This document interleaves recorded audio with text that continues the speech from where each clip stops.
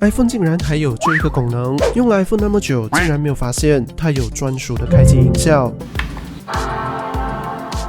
这是 Mac 的开机音效，那么有辨识度，应该很多人都知道了。来听听看 iPhone 的开机。想要体验，可以到设定里的辅助使用、音讯与视觉，打开这一个选项，等等。原来连关机也有音效。听说这是在 iPhone 14之后才开始有支持的，大家可以去试看看。